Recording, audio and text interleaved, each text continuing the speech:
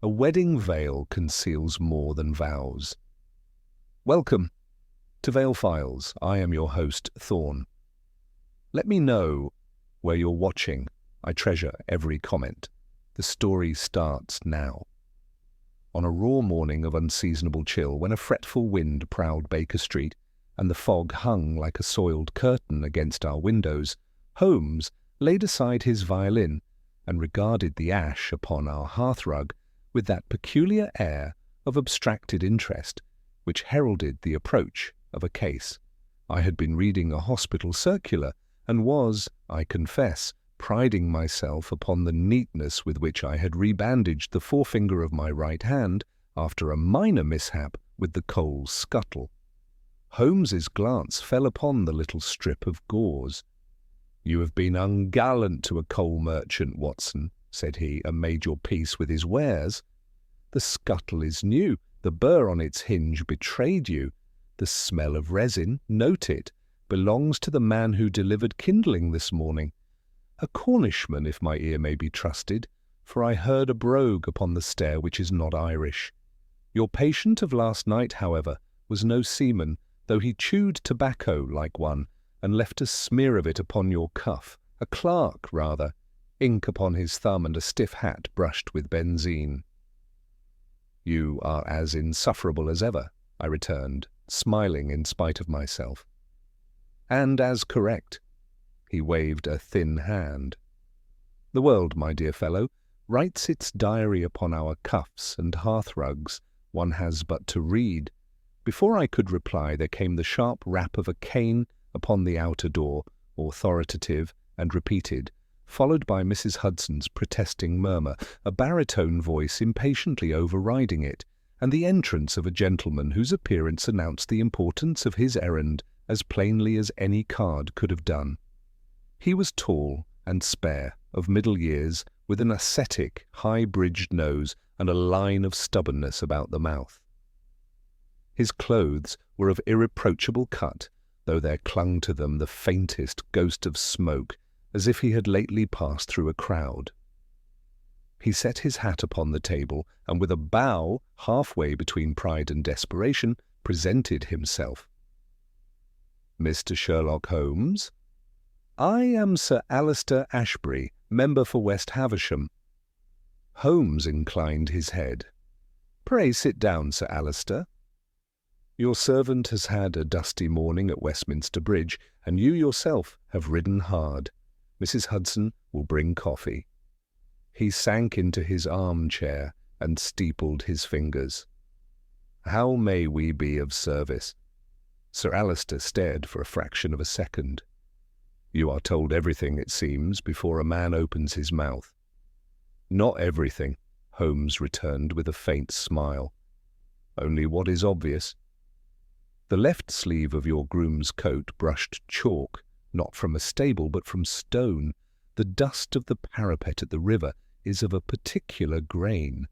And your own glove," he indicated a smear at the cuff, "has caught the bloom of a white rose, recently handled. That, together with the orange blossom in your buttonhole, suggests that your business concerns a wedding. The man's face, which had entered grim, now displayed both relief and a kind of pain."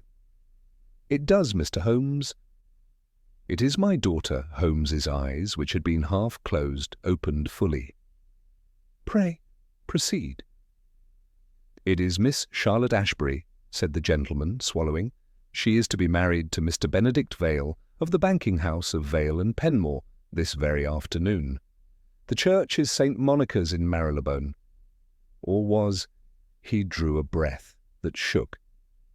"An hour ago, at the final fitting of her wedding dress, a letter was discovered, sewn into the hem." "Ha!" Holmes leaned forward the merest trifle. Sir Alister took from his inner coat a long envelope, thick about the middle, as if it contained some rigid object, and laid it upon Holmes's knee with a care that was near to reverence. "It was found at Madame Fleury's establishment in Bond Street, where the gown was made. The letter, God help me, was addressed to my daughter, not by name, but by station." To the bride who knows." The seamstress cried out. The modiste turned pale, and Charlotte, my poor girl, went white as the lace itself, the words within. He pressed his lips together. "Judge for yourself, Mr. Holmes." Holmes did not at once open the envelope. He lifted it, balanced it upon his fingertips, and brought it close to his face. "Laid paper," he murmured, "and of years gone by. A watermark, yes. Maidstone Mill, if I mistake not, with the cipher C&S 67. The cut is not clean. There is a decal upon the top edge where a careless hand tore it from a larger sheet. The scent? Do you observe it, Watson?" I sniffed and confessed that I perceived only the ordinary odour of paper and sealing wax. "Orris root and a ghost of a tar. No, not from a lady's dressing-table. From a workroom where such is used to sweeten drawers of fabric, and a trace, so faint as to be insolent, of tallow, not stearine.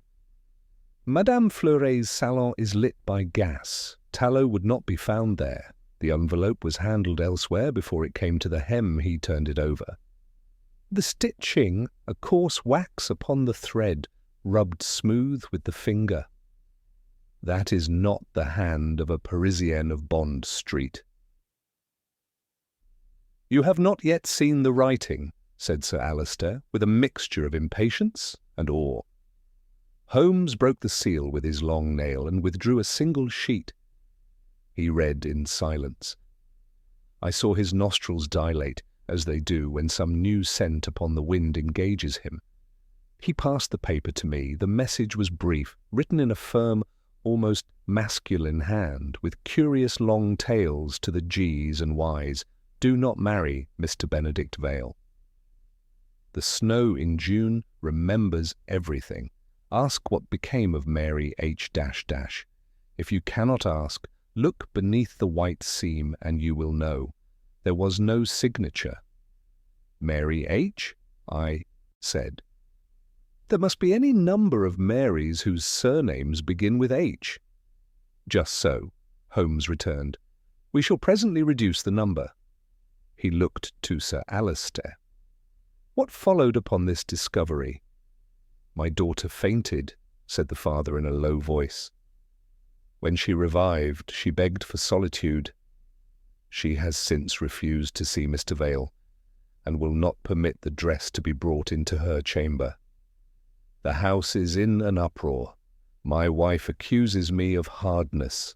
I accuse Mr. Vale, God forgive me, of a past he has not declared. Mr. Vale has protested his innocence with all the indignation of an honest man or a practised rogue. I sent for him at once. He swore he knew nothing of any Mary, still less of a letter hidden in a seam. He begged me to put the matter in the hands of the police. But scandal? He threw up his hands. You will understand, Mr. Holmes, what the afternoon papers would make of it. I understand, said Holmes. You did not go to the yard. I came to you. If this is a cruel jest, I shall do my duty to see the jester punished. If it is a warning... He could not finish. Holmes's gaze had returned to the envelope. How came the letter to be found? The seamstress, one of Madame Fleury's girls, pricked her finger upon the needle while taking up the final hem. A drop of blood fell upon the inner fold, and in hastily turning the stuff, she felt a ridge as of paper. She gave a little cry. Madame Fleury herself, a woman of sense, cut 2 stitches and drew out the envelope. That is all, not all, Holmes corrected, and now there was that quickening in his manner which told me he had smelt the true wind. You will oblige me with the names of the persons present, and their order of entrance and departure. Sir Alistair enumerated them with the exactness of a man accustomed to committees. Madame Fleury, her forewoman, a Mrs. Bisset, 2 young women, Ellen Pike and a French girl called Sabine, my daughter, her maid, Reeves, and myself. Mr. Vale was not there. I sent for him afterwards. Holmes nodded. And the gown? It is in your possession? In the safe in my study, said Sir Alistair. Locked. My butler alone has the duplicate key, and the seam where the letter lay. Has it been disturbed? Only so far as to extract the envelope.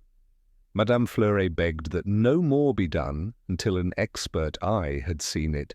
Madame Fleury is a wise woman. We shall go to Bond Street. Holmes sprang up with that energy which surprised those who knew only his languor. But first, a little order out of chaos. The snow in June, an odd phrase and therefore precious. Snow where there should be none. Something white where white is out of season. The wedding dress itself, perhaps. Or some event so untimely that it stands out like snow in summer upon the memory of London. Watson, you recall the Whitfield scandal 5 years ago when the white dust of plaster betrayed a burglar in June? No. Then let us not trust to memory. We shall build. He turned to Sir Alistair.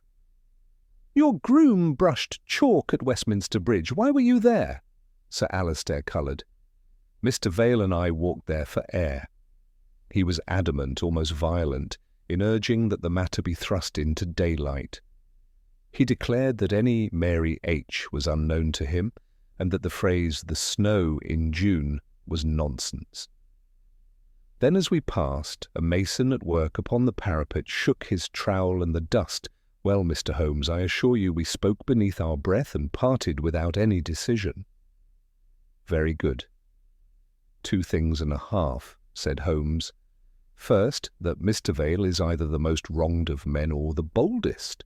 Second, that the letter did not enter the gown at Madame Fleury's after the final fitting, else the seamstress would have seen the alteration sooner.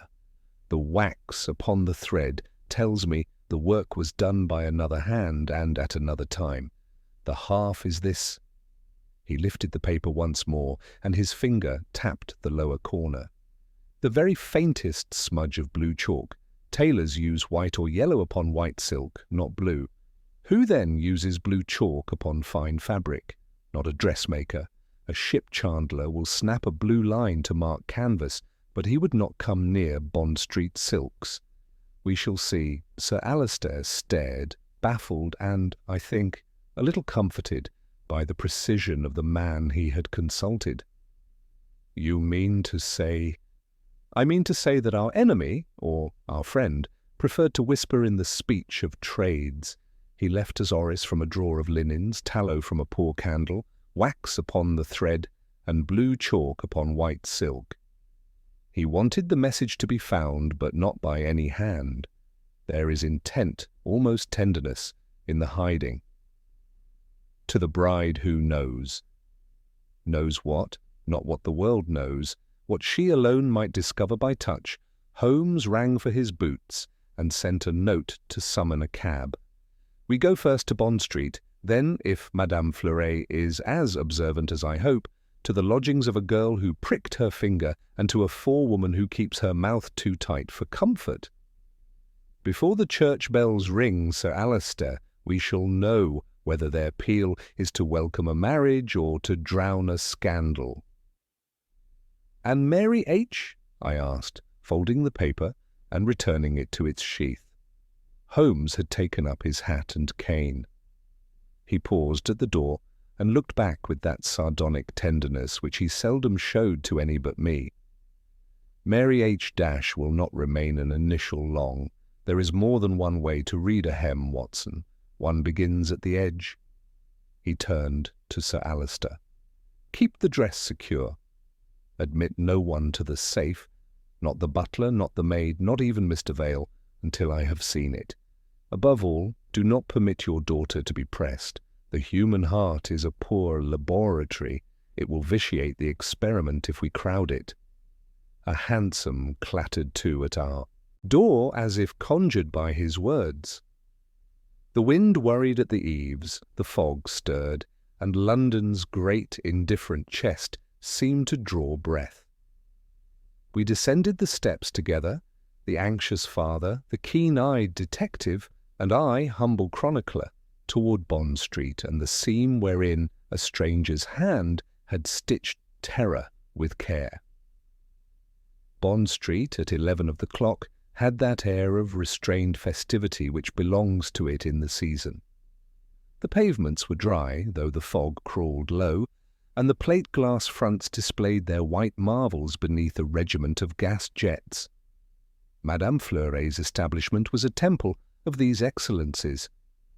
We were received with a mixture of trepidation and offended dignity by the proprietress herself, a spare, neat woman with the vigilant eyes of a thrush and the hands of one who has commanded fine fabrics all her life. She curtsied to Sir Alistair, bowed to Holmes, and would have bowed to me had not my companion at once given the talk its direction. "You did wisely to keep the workroom as it stood," said he. "I wished to see the table upon which the hem was last laid, the drawers wherein the silks are sweetened, the wax used for thread, and the chalk with which you mark."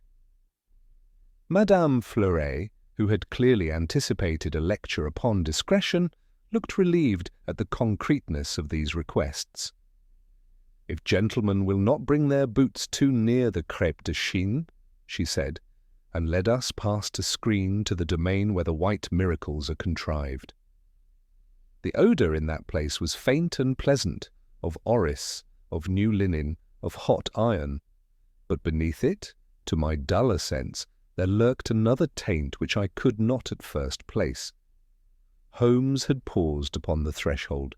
He lifted his chin slightly like a hound when the wind shifts, and moved with great delicacy to the long table at which 3 girls had been working. They stood up at our approach, one fair and milk-pale with the startled look of a rabbit, another a brown, self-possessed young woman whose hands were red from hot irons, and a slight creature with black hair and French quickness in her eyes. "This is Mrs. Bisset, my forewoman," said Madame Fleuret, indicating the brown-handed woman. "Ellen Pike is she who pricked her finger, and Sabine is from Lyon, and most discreet." Holmes's bow took in all 3. He had his lens out before his hat was settled in the crook of his arm. "The hem was finished here?" "Here, mister." "Almost," answered Mrs. Bisset, with the firm propriety of her class. "The skirt lay from this pin-cushion to the end. I took the length, Sabine smoothed, Ellen turned the edge. I was present. Your wax?" She brought a little saucer upon which lay a cake of beeswax, pale and smooth, impressed with a mercer's stamp. Holmes touched it, then touched with equal care a finer cake of the same substance that Madame Fleuret produced, from a drawer perfumed with orris root. From another drawer he demanded their chalks. A small box contained slivers of white and of pale yellow for light stuffs. There was also, somewhat apart, a square of blue. Holmes held the blue between finger and thumb and looked not at the chalk, but at Madame Fleuret. "You use this?" "Rarely," said she. "Upon dark velvet, perhaps, when one is driven to it." "Never, never, Mr. Holmes, upon white satin. It bruises the pile and leaves a shadow. Just so." He returned it and drew his lens across the linen of the table where the skirt had lain. His head nodded once. "A grain of blue in the wood," he murmured, and with a fingernail flicked out the merest atom where the grain ran open. He held it to the light, considered, and set it in his pocket-book. "Miss Pike," he said without looking up, "you cried out and turned the stuff in haste. What did your fingers tell you before your eyes had time to confirm it?" The fair girl's hands twisted together. It was not like our hem, sir. There was a hard place, and the thread felt sticky-like." "Sticky? Not the bees, sir," she said, eager to be correct and fearful to be foolish. "Coarse, and with a taste. I did touch my lips, sir, to wet the thread end, begging pardon. It had a tang." Holmes's eyes glinted. "A tang of pitch or rosin?" "I do not know pitch, sir." "It was like like the cobbler's bench in Clerkenwell where my cousin sets heels of a Sunday. Mrs. Bissay's mouth tightened. Ellen is fanciful, Mr. Holmes. We wax our own threads. No cobbler ever came near Madame Fleuray's hems. No, said Holmes mildly, but the thread that lay over the letter was not yours. Where is the piece you cut away? Madame Fleury, who had kept her composure by clinging to exactitude, produced a little envelope wherein lay 2 short ends of thread, greased and flattened, and a speck of clean white silk where the seam had been opened. Holmes took them with the care of a priest receiving the elements. He drew one end across his nail. It left a faint, brownish smear, and a smell that, once noticed, declared itself to even my coarser sense, a tallowy, homely scent, utterly out of keeping with that refined place. Tallow, said Holmes, your salon is gas-lit. It is, sir. Last night? There was an accident, interposed Mrs. Bissay quickly. The bracket on the north wall spat and must be seen to. We had a candle to finish the pressing. Holmes raised his head. A candle of tallow? The girl fetched it from the charwoman's box, said Mrs. Bissay. We do not burn such things, sir, save in a pinch. The heat of an iron is the enemy of grease. And the gas-fitter? She hesitated, and Madame Fleury, with a sigh, took the matter in hand. Clegg and Roper sent a man in the afternoon to look at the jets. He was here an hour, perhaps. He went away and we finished our work. The final fitting was this morning, when— Alas! Her expressive hands spoke horror and innocence in the French manner. Holmes turned his lens upon the surface of the pressing board, upon a stool that had been thrust a trifle out of place, and upon the lint in the corner where the skirting met the floor. From the last he took up upon the end of a pin 2 pale hairs so short and colourless I should never have seen them. Not yours, Miss Pike, said he softly. Yours would be fairer and longer. Not yours, Mrs. Bissay, nor yours, mademoiselle, for these are cut ends and fall from a man's temple rather than a woman's crown. A fitter often dusts his hair with whiting for plaster and chalk, yet these are clean. Tell me of your visitors yesterday afternoon. Madame Fleury produced her ledger with a hand that trembled a little. Mrs. Ashbury at 2 o'clock, Miss Ashbury with her, the maid, Reeves. Mr. Vale did not come. At 3, Clegg and Roper's man, signed H. Blight. At 4, a lad with trimmings from Morton's. At 5, Sir Alister's groom with a note. That is all. Holmes tapped the entry H. Blight with his nail. Did this man go beyond the front room? He looked at the bracket in the workroom, said Mrs. Bissay. I was with him. Always? I went to fetch a screwdriver, she answered, colouring. Sabine remained. The French girl, who had been watching Holmes with the respectful curiosity of a kitten before a clock, nodded so quickly that her hairpin leaped. Oui, monsieur. He hummed a little air. He had in his pocket a long string with blue dust. How you say? He'd pull it and make tack against the wall for measure. He was civil, but he had the cheek of your workman. He said, pretty nest this, and I told him that birds with dirty feet are not admitted. And his hands? Grizz, said she, wrinkling her nose. Not the plaster, no. The black so fine that it kisses everything, Dugas, I think. But he had on his cuff a powder of blue. Holmes's eye had that sparkle which I had learned to take as a sign of inner satisfaction. You see, Watson, he murmured, how kind the fates are when one pays attention. Blue on the cuff, blue in the wood, a coarse wax upon a thread that has kissed tallow. Now, madame, one more question. Do you know a Mary H. Hargreaves, Hatherley Hill, any Mary among your girls within the last, say, 3 years? The ledger's orderliness faltered. Madame Fleury looked at Mrs. Bissay, who set her lips. We had a Mary Hales, said the forewoman at last, unwillingly. "A good hand at hems?" "She left us 2 summers ago. Why?" She married, sir," said Madame Fleury quickly. "We do not keep the married." Their husbands are jealous of late hours. Holmes's eyebrows signalled the lie as plainly as if it had been shouted. "Her address."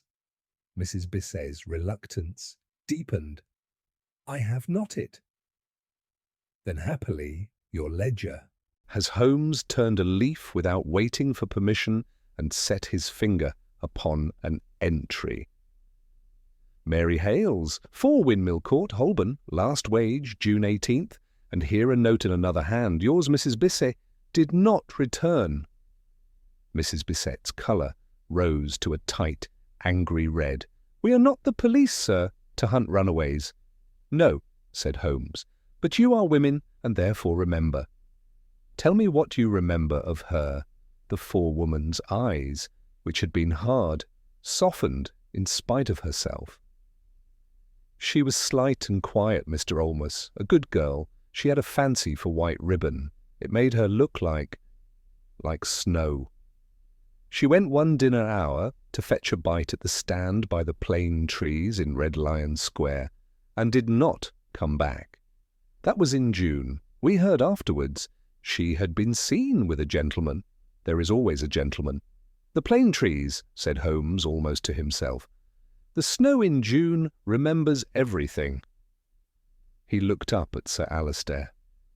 "Your daughter's letter writer is a poet in distress, which is the worst and truest kind. We must consider the fluff of the plane tree, Watson, the little white boats that sail the London air in early summer and carry what they touch. If Mary Hales vanished among those drifts, the phrase is no accident." He closed the ledger and returned it with a bow. "Madame, I am obliged to you. I shall not disturb your work further. One last matter. The boy from Morton's, he brought trimmings. Where are they now?" "In the cupboard, sir." She showed him a neat parcel sealed with red. Holmes turned it over, sniffed the twine, and gave it back. "All in order." He took up his stick. "If Mr. Blight of Clegg and Roper returns, be so good as to detain him with tea and a tart, and send at once to Baker Street." "Mr. Holmes," said Madame Fleury, with a catching of the breath, "you do not think that we—" "I think that some hand, not of your house, sowed a warning with a tenderness you would admire," he returned. "You are victims of an intrigue, not parties to it. Guard your girls." He bowed again, and we were once more in the street where the fog had thinned and the hansoms ran like black beetles toward the city. Sir Alistair walked between us, his face stiff with self-control. "Mary Hales," he said, as if tasting the words. "I have never heard the name." "You shall," said Holmes.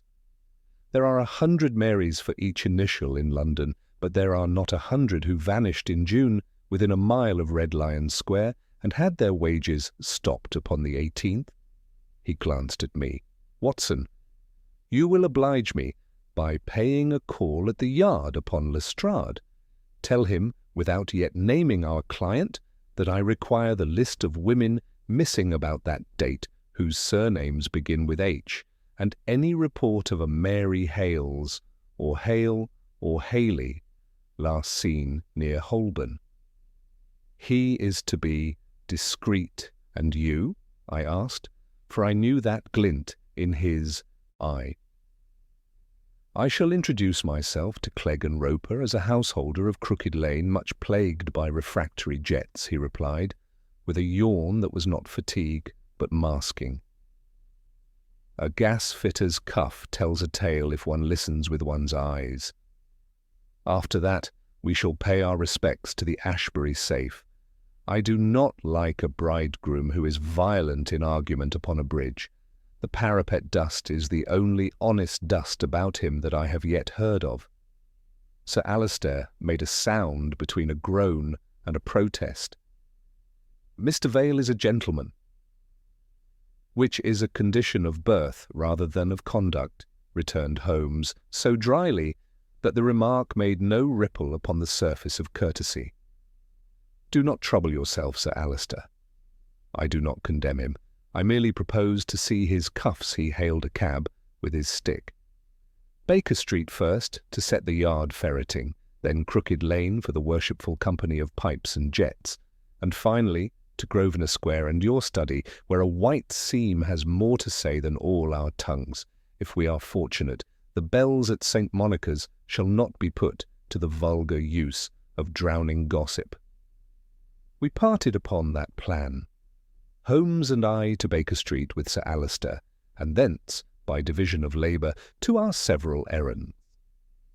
As our cab rattled northward, I caught in the window-glass the image of my friend with his lids drooped and his mouth a mere line, yet the pulse at his temple beat fast. I have seen a falcon thus, hooded, and to all appearance at rest, though his heart goes like a drum for the quarry he has already marked in the high blue. The cab bore us swiftly back to Baker Street, and I parted from Holmes and Sir Alister in order to carry his commission to Scotland Yard. It was not without reluctance that I left him, for I knew the threads of the affair were beginning to tighten, and I should have preferred to see how his fingers plucked them. Yet Holmes, with that crisp authority of his, insisted that Lestrade's aid must be secured at once if Mary Hales were to be traced. Thus it was that I spent a tedious hour in the Yard's offices, where Lestrade, thin-lipped and brisk as ever, received me with his usual half-patronizing good humour. "You fellows are always sniffing at our records when there's a pretty lady in distress," he observed, scratching with his pen. "Well, I'll humour you, Doctor. Mary Hales, you said, June 2 years back. Holborn Way. I'll have the files searched." He rang for a clerk, gave the order, and within the quarter hour had a docket spread before us. I copied the particulars into my notebook, and even my unpractised eyes saw they were strange enough to feed Holmes's appetite. It seemed that Mary Hales, aged 19, had indeed been reported missing in June. She was last seen by a neighbour near Red Lion Square in company with a tall gentleman respectably dressed. The police had found no further trace. Her lodgings at Windmill Court showed no signs of departure. Her few belongings remained in their drawers.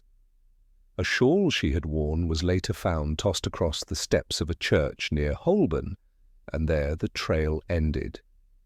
The case had slipped into obscurity, classified as one of London's many inexplicable vanishings. I hurried back to Baker Street with this intelligence. Holmes was not yet returned, and Sir Alister paced our sitting-room like a man condemned. He clutched at my notes and read them through with an agitation he could scarcely conceal. "A gentleman, respectably dressed. Mr. Watson, do you realize what this means? If that villain Vale—" He broke off, pressing a hand to his brow. I counselled patience, reminding him that Holmes would weigh the matter more justly than suspicion born of fear could permit. It was near dusk when Holmes entered, his coat faintly powdered with soot, his eyes bright with that peculiar inward fire. He hung up his hat, shook a smear of chalk from his cuff, and demanded without preamble, "Well, Watson, what have they given you?" I recited the Yard's account. He listened, tapping his long fingers against the mantel-shelf, then nodded with a satisfaction that sent a shiver through me. "Excellent. The outlines grow clearer. Mary Hales, a vanished girl, a shawl left by a church, a gentleman whose respectability was his cloak. Ah, Watson, the skein begins to show its pattern." "And you?" I asked. "What did you discover at Clegg and Roper's?" Holmes smiled thinly. "A fitter named Blight, as our ledger declared. A surly fellow, his hair cut close to the skull, the cuffs of his shirt rimmed with blue chalk. He would have denied me the run of their storeroom had I not presented myself as an indignant householder. Once among the jets, I noted that his kit contained not merely the tools of his trade, but also a waxed thread of coarse make, such as a cobbler might use, and a scrap of silk most unfit for a gas-fitter's purposes. He flushed when I handled it.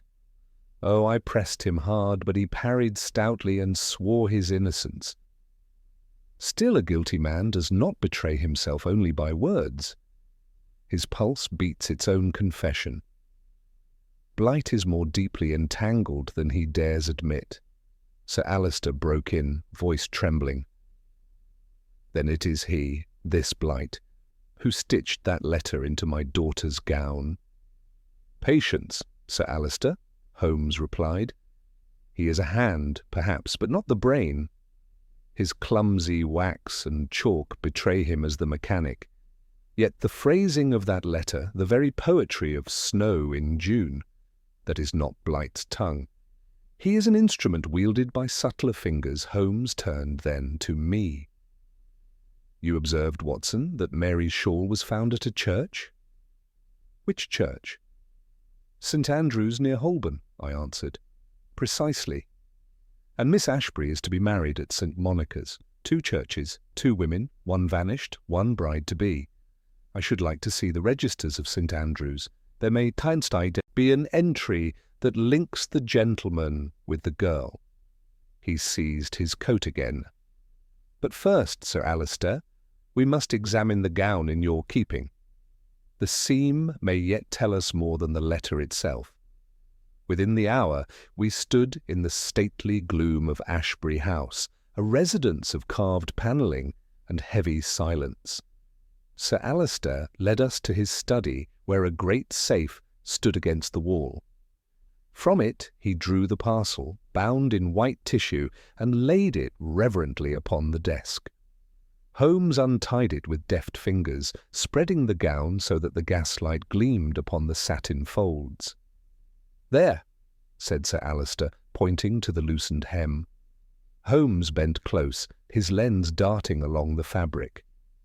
He muttered to himself, tracing with his nail the faint marks left by the foreign thread. Then he gave a little exclamation, half laugh, half snarl of triumph. Ah, the fellow was careless. See, Watson, here, beneath the true stitch, a speck of grit. Not plaster, nor chalk, but stone dust of another kind. The man who held this gown had been upon a parapet, or near stone freshly cut. Our Westminster dust reappears. How coherent it is becoming. I strained my eyes, but saw only a grey fleck no larger than a pinhead. Holmes placed it in his pocket-book with the hairs he had gathered earlier. He continued his examination with feverish care, parting the folds, sniffing at the silk, even touching his tongue lightly to one corner. Finally he straightened. The dress is innocent of any further tampering. But its history is not yet closed. Tell me, Sir Alister, what was your daughter's state upon receiving the letter? The man's features worked painfully. Distraught. She will not see Vale. She has locked herself in her chamber. My wife is beside herself. The household whispers already. If this cannot be resolved, the wedding is doomed, and Charlotte's name dragged through the mire. Holmes laid a hand upon his sleeve with a gravity rare in him. Sir Alister, it is better to halt a marriage than to sanctify a falsehood. If Vale is true, we shall know it. If he is guilty, it is mercy to be rid of him before the vows are said. I beg you, for your daughter's sake, to keep her secluded until I have unravelled this knot. Let no word of the letter pass beyond these walls. Above all, admit no stranger to her presence. Sir Alister nodded heavily. I will do as you say. But the hours press, Mr. Holmes. St. Monica's bells are prepared to ring at noon tomorrow. Holmes's lips curved in that grim smile which always foretold a reckoning. Then, sir, we shall contrive that the bells ring either for truth or not at all. As we departed into the fog, I could not repress my question. Holmes, Do you indeed suspect Vale? He paused in the doorway, his lean profile cutting sharp against the lamplight. Watson, I suspect everyone until the last stitch is seen, but I tell you this. If Vale is innocent, he is pursued by a ghost. If guilty, he has sown the seeds of his own exposure. And somewhere between a vanished girl, a gas fitter with chalk on his cuffs, and a poet's cryptic warning lies the hand that pulls the string. We must find that hand before the church bells toll. We stepped out into the night, the fog closing round us like a veil, and I felt with certainty that we were walking deeper into a mystery whose threads, though delicate as silk, might prove strong enough to strangle. The fog pressed close as we quitted Ashbury House, a suffocating mantle that muffled the rattle of wheels and turned every gas lamp into a pale moon afloat in murk. Holmes strode at a pace that forced me into near trot beside him, his head sunk, hands clasped behind his back, the lean silhouette of him bent in the attitude of a hawk contemplating its prey. I knew well enough not to disturb him when he moved thus, for it was then that the delicate mechanism of his mind whirred at its highest speed. Yet, as we gained the broader thoroughfare and hailed a cab, he broke his silence with a low utterance, more to himself than to me. 2 women, one in satin, one in obscurity. A letter hidden in a hem, a shawl left upon church steps, threads of silk, dust of stone, wax of tallow.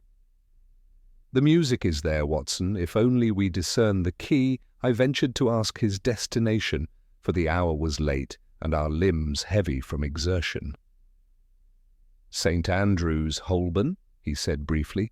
If a ghost walks, it will walk there. The registers of marriages and burials often hold more truth than the lips of men. The cab bore us through the thickening night until the spire of St. Andrew's loomed, spectral and severe, above the square. The church stood hushed, its iron gates locked, but Holmes, with a word to the verger's boy, secured us admittance to the vestry. The registers, great tomes bound in cracked leather, were fetched from their iron chest. By the yellow glow of a lamp, Holmes turned the pages, his finger swift and unerring across the crabbed lines of ink. I bent over his shoulder, struggling to keep pace. "There," he murmured suddenly. His nail rested upon an entry dated June 18th, 2 years past, the same day Mary Hales had vanished. It recorded the burial of an infant, unnamed, the child of a woman designated only by initials, M.H., no age, no abode, and no father's name inscribed. The vicar's signature sealed the entry, but the details were as bare as bones. "A pauper's child," I whispered. Holmes shook his head. "A concealed child, Watson. The very initials we seek, Mary H., may have left her shawl upon these steps because she had left something far dearer within. A dead child is a cruel secret for a girl in service, and a gentleman's conscience might drive him to hide both the burial and the girl who bore it." I shuddered, thinking of the lonely figure vanishing into London's crowd, burdened with disgrace. Holmes closed the volume with a snap and returned it to the astonished verger, who had peered at us in vain curiosity. As we stepped once more into the square, he halted beneath the plane trees whose branches still clutched the remnants of their fluff, ghostly in the lamplight. He stooped to the ground and gathered a handful of the soft seeds, crushing them between his fingers. "The snow in June," he said softly. "It remembers everything." His face hardened. "Come, Watson, the night is far from spent." We rode in silence back toward Baker Street, but Holmes halted the cab suddenly in Holborn and alighted. "We must test the temper of our bridegroom," he said. "Vale lodges near here in Bedford Row. If a man carries guilt, it is in the solitude of his rooms that it betrays him." The gas jets hissed along the row, throwing long shadows across the dignified doors of the barristers' houses. We mounted the steps of one, and Holmes rang with a quiet assurance that bespoke confidence in his reception. A servant admitted us after some delay, and in the parlour we found Benedict Vale himself. He was a man of striking presence, tall and well-featured, with the composure of one accustomed to society's gaze, yet his hand, as he offered it in stiff civility, trembled perceptibly. "Mr. Holmes," said he, his voice controlled but cool, "you come at a late hour. I presume it concerns the unfortunate letter that has so distressed Miss Ashbury?" Holmes's eyes flickered like a blade. "You presume correctly, Mr. Vale. I come to ascertain whether your distress equals hers, or whether it springs from another cause. Tell me, have you heard the name Mary Hales?" For the briefest instant the colour drained from his face, but he mastered himself swiftly. "No, sir," he said with cold emphasis. "I have not." "Nor do I see why my honour should be smirched by some mischievous hand sewing falsehood into a gown. My love for Charlotte Ashbury is pure, and I resent the suspicion cast upon me." Holmes's gaze did not waver. "And yet, sir, a girl of that name vanished in June 2 years past, vanished in company with a gentleman described as tall, well-dressed, and of manner not unlike your own. Her shawl was found at the steps of St. Andrew's, where a burial of a child marked with her initials was entered the same day. Do you marvel that tongues wag, or that a father quails at the prospect of giving his daughter into your hands?" Vale's composure shattered. He sprang to his feet, his eyes blazing. "By heaven, sir, this is monstrous. You accuse me of a crime, nay, of worse than crime, upon the flimsiest of coincidences. I shall not endure it." Holmes remained unmoved. "Then convince me. Where were you upon the 18th of June 2 years ago?" There was silence, save for the ticking of the clock. Vale's lips parted, but no answer came. His gaze dropped, his fists clenched, and for a moment I thought he would strike Holmes. Then, with an effort, he turned aside and spoke in a hoarse whisper. "I will give no account to you, sir. If Charlotte doubts me, let her hear it from my own lips, not through the insinuations of a meddler." Holmes bowed slightly. "As you wish. I deal not in insinuations, but in facts. And facts have a way of declaring themselves. Good night, Mr. Vale." We left him pacing like a caged beast, his dignity in tatters. Once outside, I could restrain myself no longer. "Holmes, you pressed him cruelly. The man is innocent until proved guilty. Surely you see that his passion springs from love, not duplicity." Holmes's smile was cold. "My dear Watson, passion springs from many sources. A guilty conscience beats as hot as a faithful heart. Did you note his silence when I named the date? He could have declared himself in Scotland, in Paris, in Timbuktu, but he said nothing. A silence so loud, Watson, is worth volumes of protest. We reached Baker Street near midnight. Holmes threw himself into his chair, lighting his pipe, his lean figure wreathed in smoke as he reviewed aloud the pieces of the puzzle. "Consider, Watson, a vanished girl, Mary Hales, last seen with a gentleman, a burial entry of her child on the very day. A letter sewn with coarse wax thread into the hem of a wedding gown, warning another bride. A gas fitter with blue chalk on his cuffs, whose presence in the dressmaker's workroom coincides too patly. And a bridegroom who cannot speak his whereabouts at the crucial hour. Do you not perceive the line of connection?" I confessed that I did not, save that Vale seemed ever more entangled. "Precisely," Holmes cried. "Entangled, yet perhaps not the spider but the fly. There is a brain here that directs the hand of Blight, and writes in a style beyond his grasp. Who is it that benefits by stopping this wedding? Who fears the union of Vale and Miss Ashbury?" He leaned forward, eyes blazing. "Watson, we must trace Mary Hales to the end, dead or living. She holds the key, whether as victim or as voice from the grave." The clock struck 1. I urged him to rest, but he waved me off, already rifling his files for old clippings. I left him there, surrounded by smoke and papers, a gaunt sentinel against the fog of London night. Yet as I lay in my chamber, I could not sleep, for his words rang in my ears, entangled, yet perhaps not the spider, but the fly. And somewhere in the darkness, I felt sure, a hidden hand tugged at the threads, drawing us all toward a revelation whose weight I dared not guess. Morning had scarcely broken when I descended to our sitting-room, drawn by the unmistakable scent of strong coffee mingling with the blue haze of Holmes's tobacco. He had not been to bed.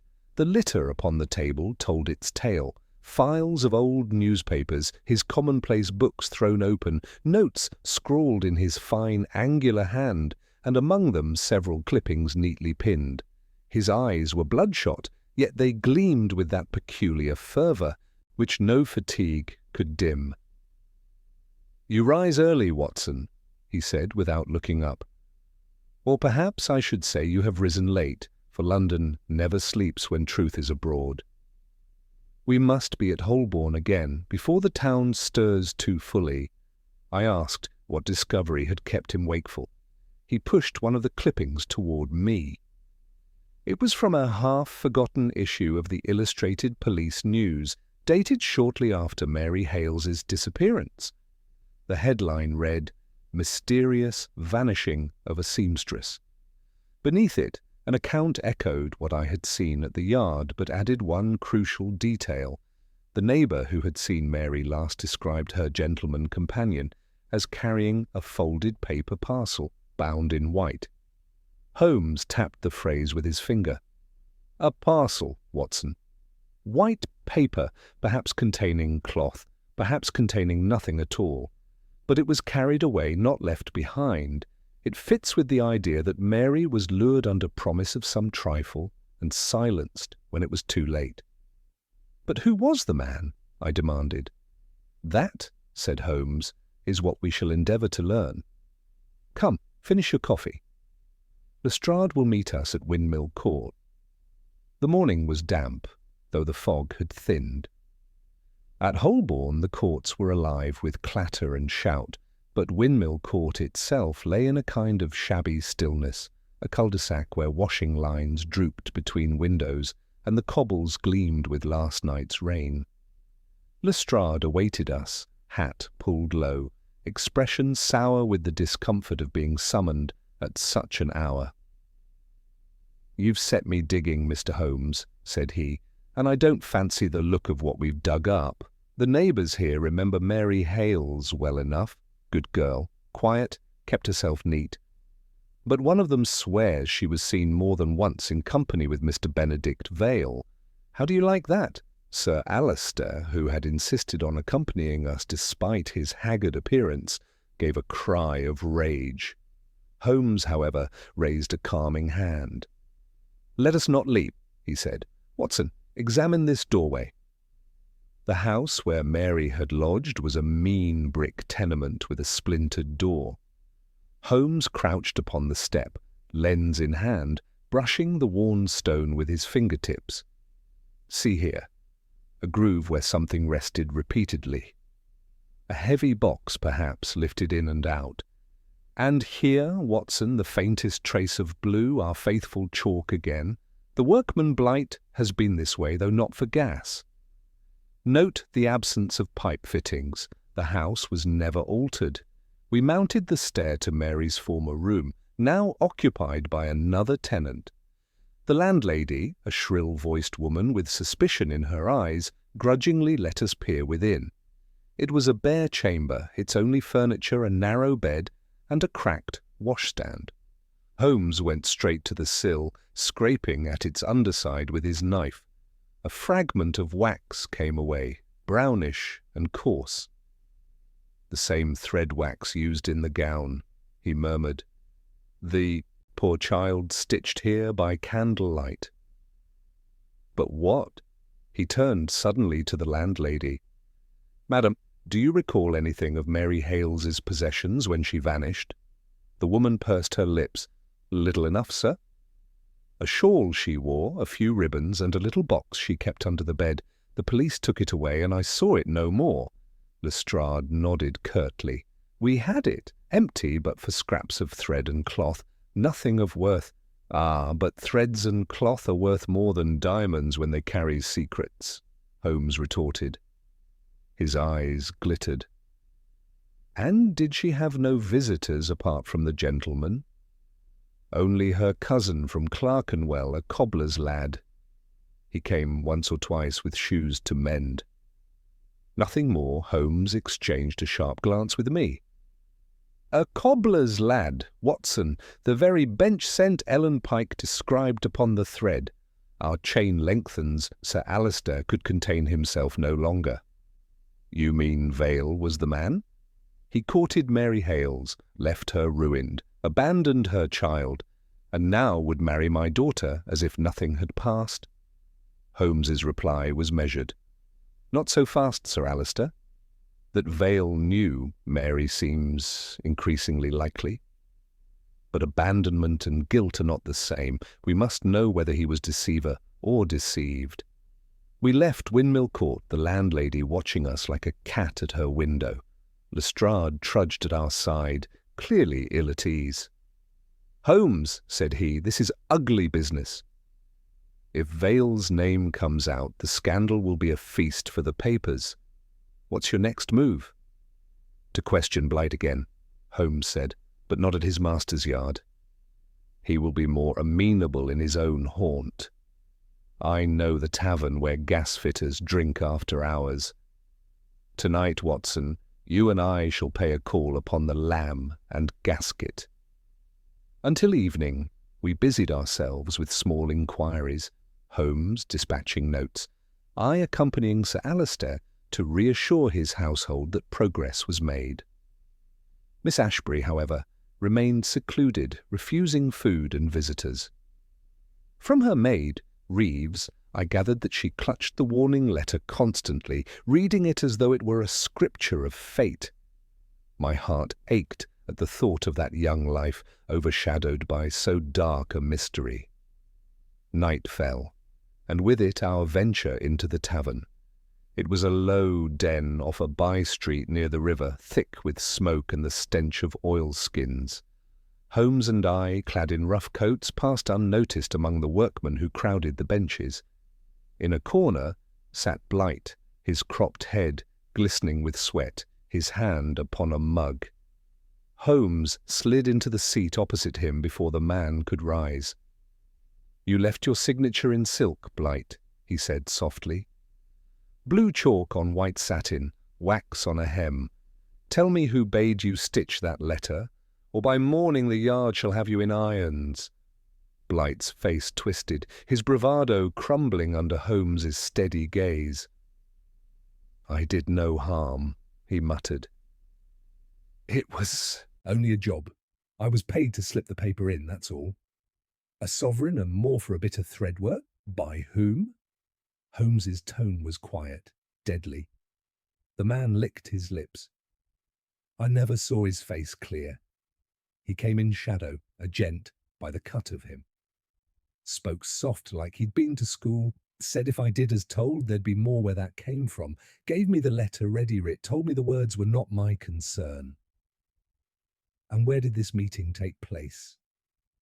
Blight hesitated, but Holmes's eyes bored into him. "At the steps of St. Andrew's Church," he whispered at last. "2 nights ago, said it was fitting it should begin where it ended. I swear I know no more." Holmes leaned back, satisfaction flickering across his features. "So the ghost of Mary Hales walks still, or one who would avenge her does. Blight, you are a fool, but a useful one. Keep your mouth shut, and perhaps the gallows will overlook you." We left the tavern, the river fog curling about us like smoke from a great engine. Holmes's stride was swift, his mind aflame. "Watson," he said, The net tightens. The letter was not some relic sewn years ago, but placed days past by design. The enemy is among us still, striking even now. Tomorrow's wedding is their chosen theatre, but tonight we may yet unmask them. There is one more piece to be tested, and it lies with the maid Reeves. Her loyalty to Miss Ashbury is fierce, but her tongue may slip if guided aright. We shall visit Grosvenor Square at dawn. His words carried the chill of fate. I felt that each step drew us nearer to a climax, as inexorable as the tolling of St. Monica's bells. The dawn broke pale and reluctant, as though London itself shrank from what the day might reveal. Holmes and I made our way once more to Grosvenor Square, the cab wheels hissing on damp streets, the air keen and raw. Sir Alister received us with a face drawn by sleeplessness, yet he ushered us in with a kind of desperate hope, as if our very arrival promised deliverance. The household was hushed, servants moving like ghosts. Miss Ashbury had not left her chamber, and Reeves, her maid, kept constant vigil at the door. It was to this woman that Holmes directed his keenest attention. She was a tall, spare figure with a severity of feature that might have belonged to a governess rather than a servant. Her eyes, however, betrayed a smouldering intensity, protective devotion to her mistress, but also something more, as if her thoughts were never wholly given to the role she played. Holmes observed her closely as Sir Alister explained that we wished a few words in private. Reeves inclined her head stiffly and followed us into the study where the wedding gown still lay in its wrappings. "Miss Reeves?" Holmes began in that deceptively mild tone which carried more weight than any threat. "You are aware of the letter found in your mistress's gown?" Her lips pressed tight. "I am, sir, and I say it." Was the work of some villain who seeks to ruin her happiness. It should have been burned the instant it was discovered, indeed. Yet you, who are her most trusted attendant, have kept it safe by her side. Why? She coloured faintly. Because Miss Ashbury clings to it? She will not part from it, sir. Day and night she reads it, as though it were warning sent from heaven. Holmes's eyes narrowed. And you agree with her? That it is a warning? The woman's composure faltered. What am I to say, sir? I have seen many gentlemen in my time, some caught openly, some in shadows. Mr. Vale speaks well, but who can read the heart? My mistress's welfare is all to me. If danger lies ahead, I would rather she wept in safety than smiled on the arm of a scoundrel. Holmes leaned forward. You speak with conviction, Miss Reeves. But conviction must rest upon knowledge. Do you know more of Mary Hales than you admit? Her eyes widened. Mary Hales? Yes, Holmes said softly. A seamstress of Bond Street vanished in June 2 years ago. A girl who left a shawl on the steps of St. Andrews. Your mistress's letter spoke her name, and I think you know why Reeves's hands trembled as they clutched at her apron. She tried to speak, failed, then sank into the chair with a low cry. I did know her. She was my cousin. I thought the name would never be spoken again. Sir Alister uttered an oath, but Holmes silenced him with a gesture. Go on, Miss Reeves. This concerns life and honour. The maid's voice was thick with suppressed emotion. Mary came to me in secret long before she vanished. She told me she had met a gentleman, a man who swore love to her, who gave her fine words and small gifts. She was simple, trusting. I begged her to beware, but she would not. She said he promised marriage. And then came her shame. A child, born too soon, taken from her before its first cry. She hid it, but I knew. I helped her bury the little one. Afterwards she grew wild with grief. She said the man had betrayed her, that he had turned his face away. I never saw her again. The room fell still. save for the rustle of Holmes's hand upon the paper where he jotted rapid notes. His voice, when it came, was calm as ever. "This man, did she name him?" Reeves hesitated, her eyes flicking towards Sir Alister. She did not speak it plainly. Only that he was above her station, that he had money and influence. She said once that he stood among the bankers of the city, though whether as clerk or master, I cannot tell. Sir Alister groaned. "Vale again? His father was of Vale and Penmore even then. The pattern is plain, Holmes." But Holmes shook his head sharply. "Plain, perhaps, but not certain. Miss Reeves, one thing more. Did Mary ever write letters?" "Notes, perhaps, which you kept." The maid shook her head sorrowfully. "She had little schooling. She wrote but rarely. Only once she scrawled a line to me, 'Meet me by the trees in Red Lion Square.' I kept it for years, but in anger I destroyed it when she disappeared." Holmes's gaze softened, though his words were stern. "You should have spoken sooner. Had the truth of Mary Hales been known, perhaps her fate might not haunt us still." Reeves rose, dignity rallying in her. "What would you have of me now, sir?" "That you hold your tongue until I bid otherwise. Shield your mistress from rumour. And remember, if she is to be saved, it will not be through suspicion, but through truth." She bent her head, tears brimming, and left us. Sir Alister turned upon Holmes with almost frantic energy. "You have heard it from her own lips. Vale was the seducer, the destroyer. What further proof do you need? I shall forbid the marriage outright." Holmes lit a fresh cigarette, his expression unreadable.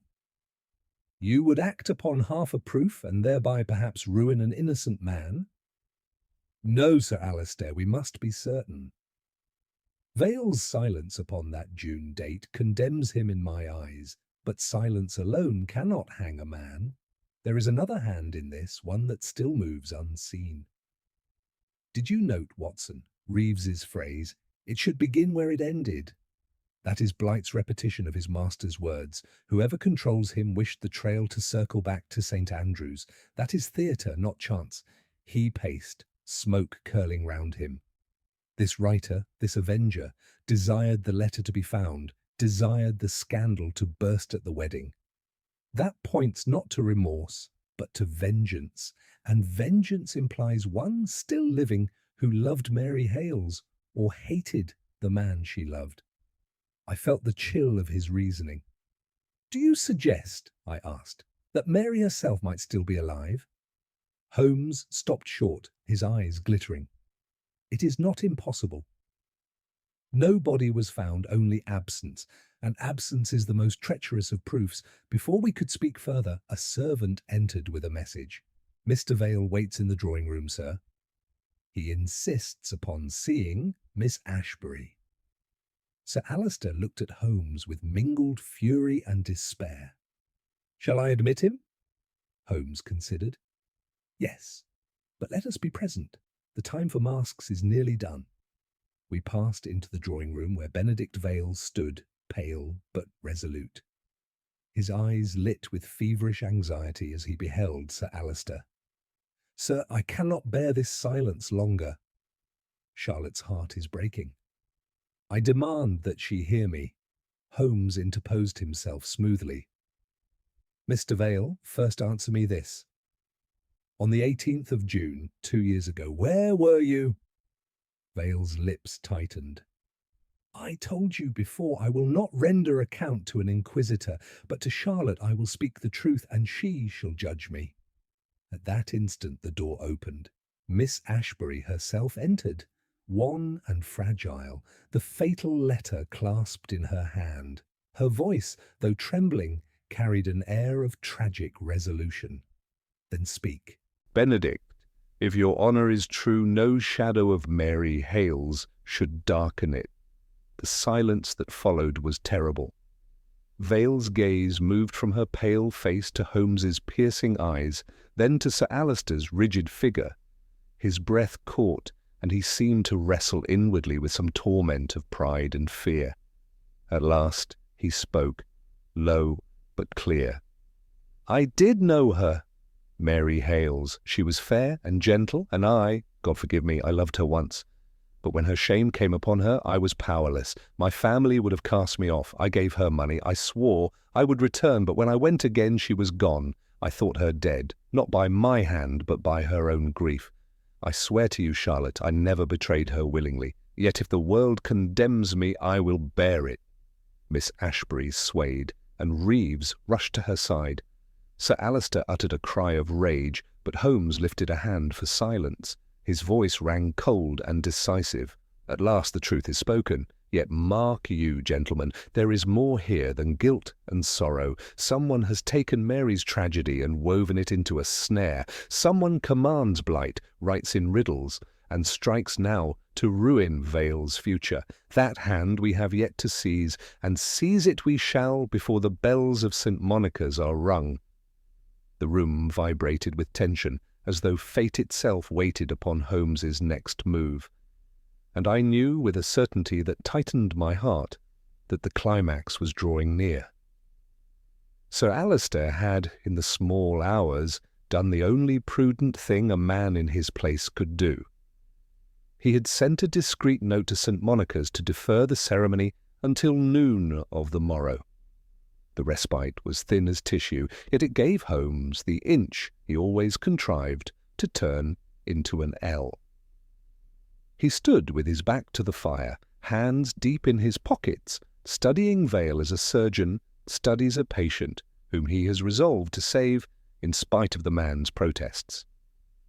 "You have spoken more today than you meant to," he said at last, "and less than you must. The neighbour who saw Mary Hales last remarked a white paper parcel. Was it yours?" Vale's throat moved.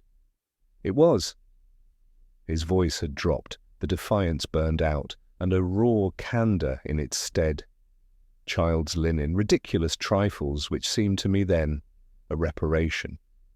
I thought, idiot that I was, that a few shillings and some muslin could set the world right. "You gave her money," Holmes pursued, merciless only because mercy lay beyond. "Through whom?" "A clerk of ours, Dunstan Field."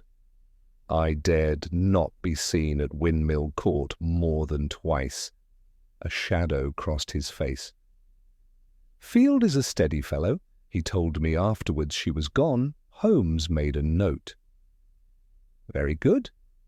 You will send to Mr. Field at once, asking him to come to Bedford Row without fail, and to bring any memory he has of those transactions. You will add, in your own hand, that a woman's life may hang on his accuracy.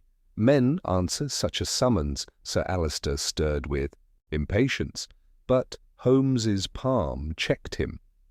He turned to Reeves, who had hovered at the threshold like a vigilant statue, unwilling to leave her mistress and yet unable not to listen. "Miss Reeves, the letter that wounds your lady is bait in a larger snare. If we do not spring that snare ourselves, it will be sprung upon us. I require a service, one within your strength." Her eyes flashed. "Name it." "You will take from Miss Ashbury, with all gentleness, the letter when next she sleeps. You will bring it to me for 1 hour and return it.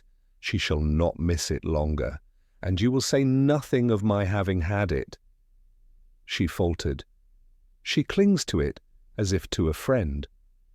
"Then let us make a friend of it indeed," said Holmes. "In gratitude, she will forgive us the theft." It was characteristic of him that he did not wait for assent, but proceeded as if the world would, by sheer force of his plan, fall into the mould he had fashioned. He scribbled a line and pressed it into Lestrade's hand, for the inspector had come up in obedience to a wire, and now stood glum but attentive in the bay of the window. "You will lay hands on Blight quietly," Holmes said, "not to cage him but to use him. The man will do again what he has done once. he shall carry a message in his own rough fist to the same steps at St. Andrew. Work done. Further orders? Same place, 11 o'clock. Let the message be delivered by the tavern boy so that the sender can recognize the hand without seeing the face. Post 2 men in the square, 2 in the porch, and 1 in the vestry. If a gentleman with education in his voice comes to parley, I will be in the shadows to take his measure. Lestrade's thin lips twitched. You draw your nets fine, Mr. Holmes. I fish for a brain, returned Holmes, and such fish do not fling themselves on the line. They taste and test and glide. A coarse net makes a wise fish laugh. Go. When the yard man was gone and Vale had departed to summon his clerk, Holmes turned the screw a degree further with the cool audacity that so often dazzled me while it terrified his enemies. Watson, said he, the vestry books gave us the skeleton of a child. We must know who clothed it. Fees are not entered by angels. Some pocket took the coins, some hand wrote a receipt. If memory fails, a scrap of paper may remember. Comede, we found the verger at St. Andrew's less reluctant now that curiosity had fermented overnight into opinion. He was ready with a dozen conjectures, to all of which Holmes's courtesy gave no encouragement whatsoever. In the vestry the same heavy books were brought out, and with them a tin cash-box, the sort in which parochial treasurers keep their small dues. Holmes's long fingers walked through its inhabitants with a touch as light as a pianist's. Receipts for burial fees lay tied in quarters by perished elastics. He untied the bundle for June. The air gave a little sigh of old dust. There, I said, for my own eye had fallen upon an entry marked with the same date as the register. It was for child pauper, the sum small enough to make a man blush. In the corner, in a hand other than the vicar's, was the word settled. By whom? asked Holmes. The verger peered. The writing belongs to Mr. Hargate, the churchwarden then. He's gone to Margate. But, you'll notice we sometimes have the payer sign where there's, as you might say, a delicacy. He turned the paper and showed on the back an initial and a mark. Not a signature, but a pressed stamp, an oval, blurred, yet showing a device of vine and serpent. Holmes's eyes brightened. An intaglio, Watson, not a seal. A gentleman who, even in secrecy, cannot forbear to press his ring upon his affairs. Vine and serpent, the serpent winds in the shape of an S. Sir Alister's crest is a phoenix. Vale's, if he uses one, is a ship. A serpent and vine. I have seen it in the banking parlours of Lombard Street. Penmore, I ventured. Or a cousin to Penmore, he said, and his lip drew back for an instant from his teeth. We will not hang a man on blotted wax. But the ring will hang its wearer if once I see it upon a hand. He returned the paper to the bundle as neatly as a clerk, nodded to the verger, and we were out again in the thin light. The hours until 11 o'clock moved with that merciless swiftness which attends a plan once set. Holmes would neither eat nor sit. He spent an impatient half-hour in Bedford Row, where Dunstan Field, a conscientious, colourless young man with ink in his very pores, made a plain statement that linked Vale to Mary Hales, but also acquitted him of brutality. He had carried money twice, linen once, and then been told the girl had removed. No threats, no hint of violence. And the man is incapable of invention, Holmes whispered to me as we left. He could no more embroider a lie than a stone could sprout feathers.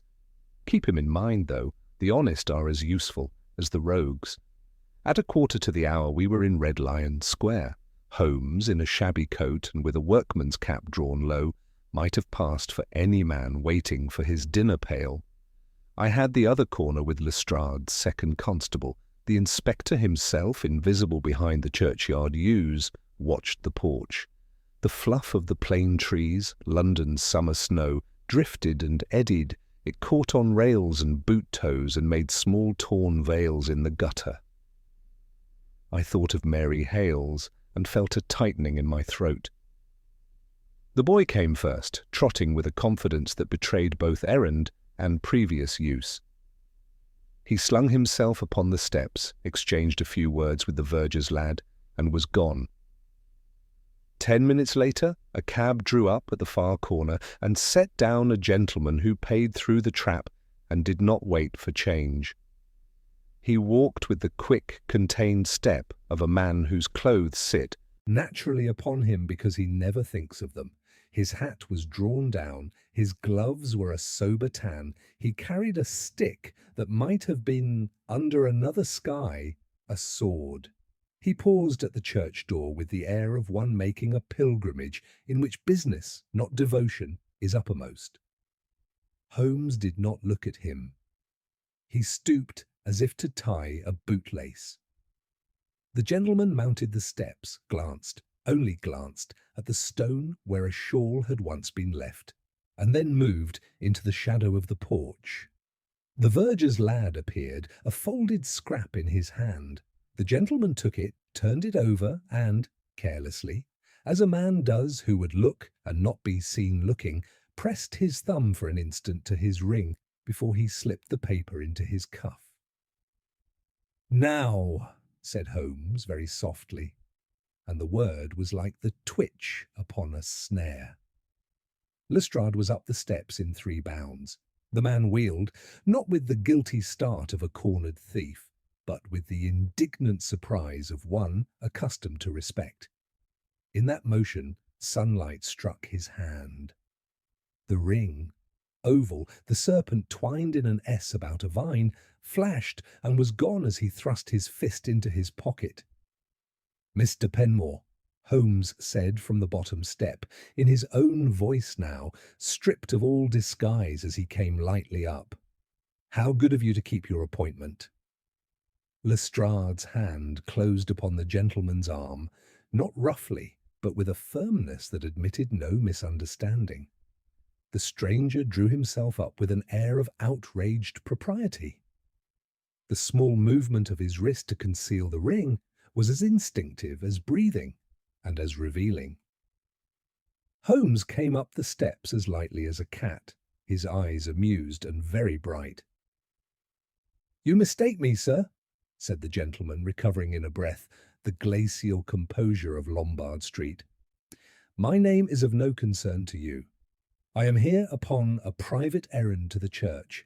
"Then your private errand and mine are at happy variance," Holmes returned. "The church has long remembered a certain day in June. It remembers, too, the gentleman who paid for an infant's burial and pressed his ring upon the receipt. Vine and serpent, twined in an S. Penmore's device. Good morning to you, Mr. Penmore." The name struck him like a glove.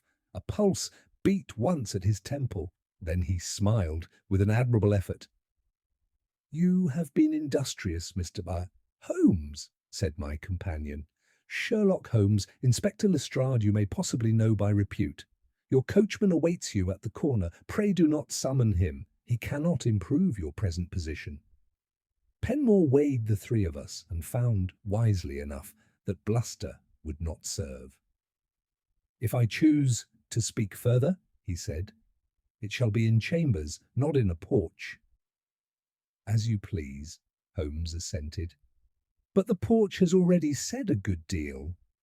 When a man receives a note at the steps of a church, looks at the very flag upon which a girl's shawl was once found, and absent-mindedly touches his ring to his cuff before he pockets the paper, I am not left with an oppressive burden of inference.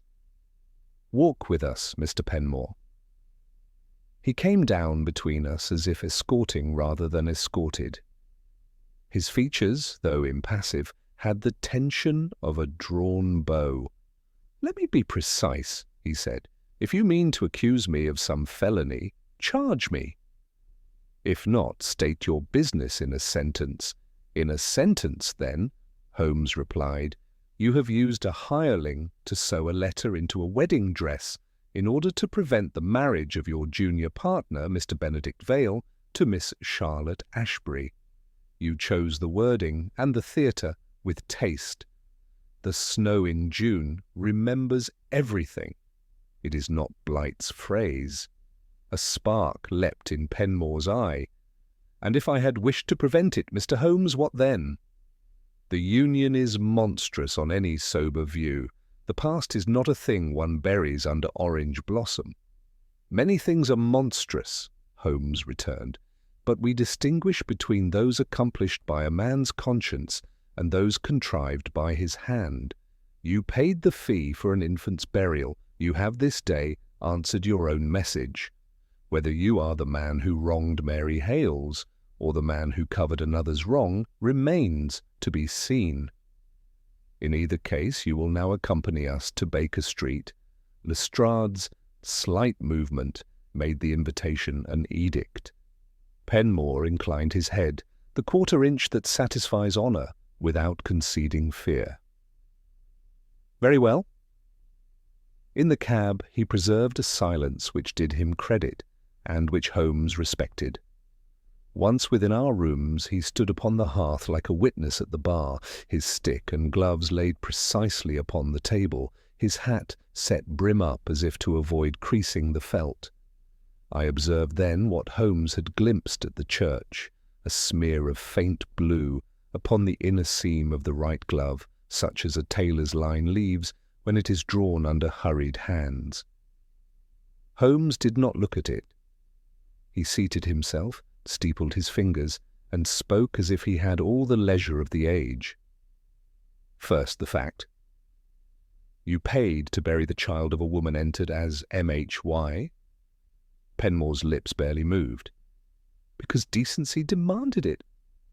My station permits such charities without comment. The date, said Holmes dryly, permits comment enough. June 18th, precisely the day Mary Hales vanished. And your presence this morning to receive further instructions from your tool argues that your decency is not the idle kind. Penmore lifted his eyes to the ceiling, as if appealing to a judge more sympathetic than we. Mr. Holmes, I perceive you are fond of theatre yourself. Let us spare the gallery. I did not seduce Mary Hales. I am not that variety of villain.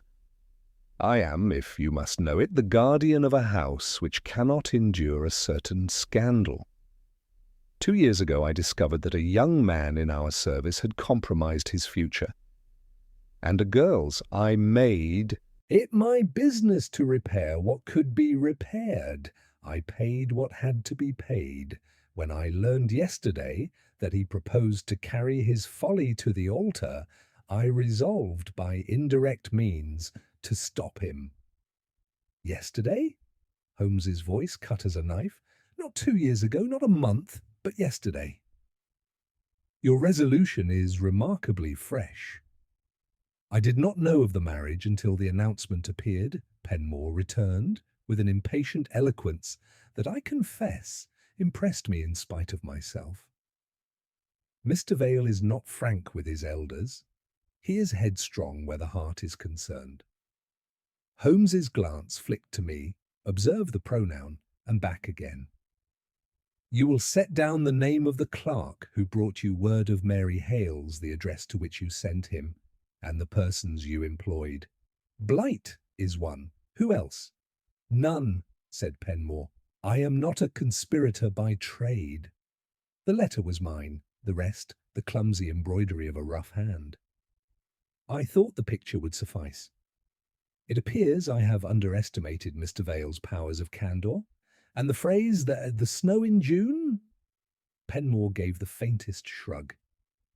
It occurred to me. London's trees are immoderate in that month. Holmes's lids drooped. No, it occurred to you because you had stood upon those very steps in that very season with a paper in your hand, and, if I am not greatly mistaken, with the same gloves.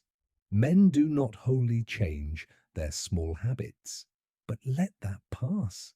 There was a rap at the door. Reeves stood upon the threshold. pale from want of sleep, a folded paper in her palm. At Holmes's nod, she entered, laid the letter upon his desk, and withdrew without a word. He took it up with a tenderness I had seen him reserve for a Stradivarius, and held it toward Penmore. "You will oblige me by not denying your child," he said softly.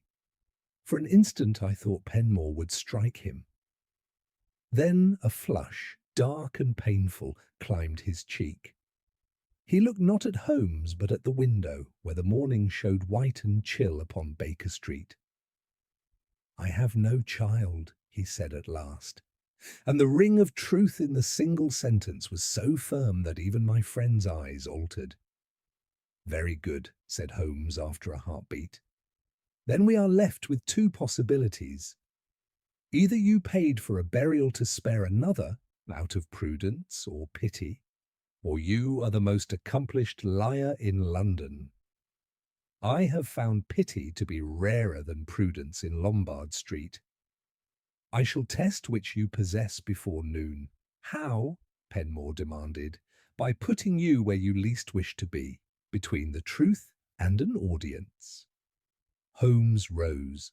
The languor had gone from him. He was the man of action again, chin thrust, nostril keen. "At 11 o'clock we meet in Sir Alister Ashbury's study. You, Mr. Penmore. You, Mr. Vale, Miss Reeves, if she can bear it. And, if she will, Miss Ashbury. I shall bring a church receipt and a ring-stone impression. Lestrade will bring a man from the Lamb and Gasket to swear to a voice, and Mr. Dunstanfield will bring the dates that show whether a gentleman's prudence outran his compassion. If I am wrong, I shall beg your pardon before them all. If I am right, the bells at St. Monica's will ring for a clean marriage or not at all." Penmore took up his gloves with the precision of a duellist who accepts the terms of combat. "You have staged your scene with skill, Mr. Holmes. Take care that your stage does not collapse under you. It has borne heavier dramas," Holmes answered. "Until 11. He bowed him out with a courtesy so cool that the air in the room seemed to drop a degree. When the door had shut, Holmes let out a breath through his teeth. "Well, Watson," said he, "I have played the man to the door. Now, for the woman, you think Mary Hales yet lives? If she does, she is already on her way to us or to the church. If she does not, someone loves her well enough to make a dead girl speak. Either way, the voice will sound in Grosvenor Square before the hour. Load your pistol. I do not expect to use it, but a play that touches pride, love, and money is more apt to end with powder than with applause."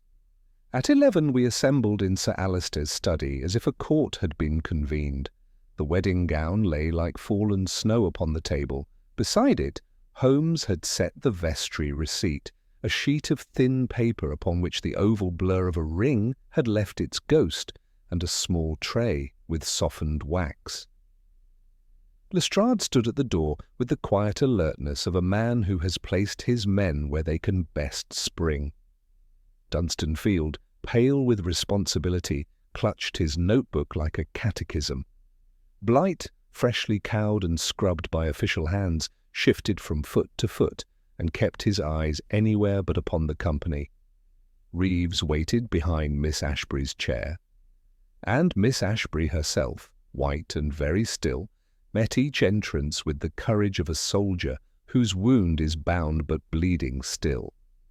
Mr. Vale came last save one, Mr. Penmore, punctilious even in discomfort, to the minute. Holmes, in that unassuming tone which never failed to govern a room, began without preface. "We are here because truth abhors ceremony even when ceremony is dressed in white. Mr. Field, your dates?" The clerk cleared his throat.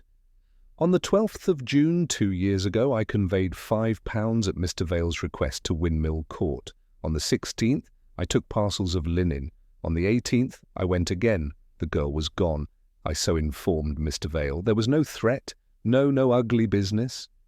Vale did not look up. He only bowed his head once in affirmation. Sir Alister's mouth tightened, but he held his peace.